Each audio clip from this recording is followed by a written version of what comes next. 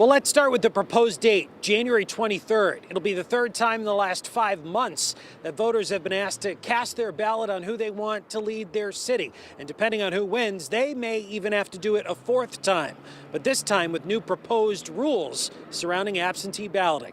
After Judge William Clark tossed out 2 rounds of voting, the Office of the Secretary of the State has proposed January 23rd as the date of Bridgeport's new Democratic mayoral primary.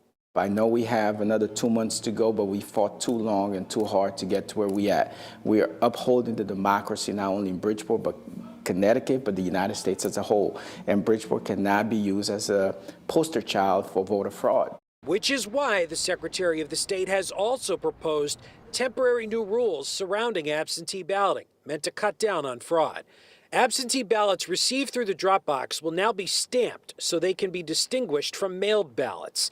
Anyone who requests more than 5 absentee ballot applications will have those applications assigned serial numbers for tracking.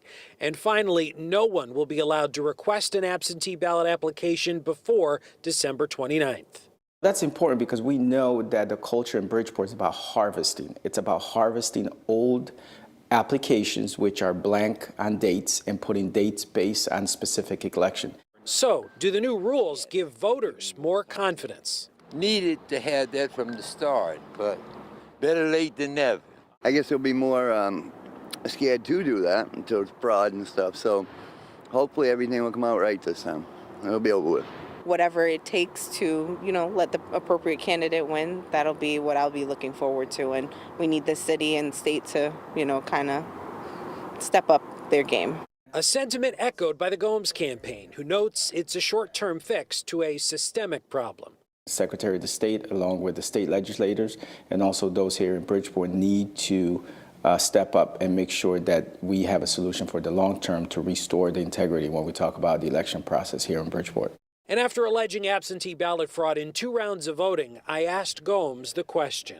Are you prepared to accept the results of whatever the January primary shows? I'm confident. I am ready to accept it. If Joe Ganim wins the new primary, he becomes mayor. If John Gomes wins, there will be a new general election proposed to be held February 27th. By the way, we reached out to the Ganim campaign today for a comment. We did not hear back. His legal team has until tomorrow to file any proposed changes to those new absentee ballot rules. Reporting in Bridgeport, Matt Caron, Fox 61, Connecticut's news station.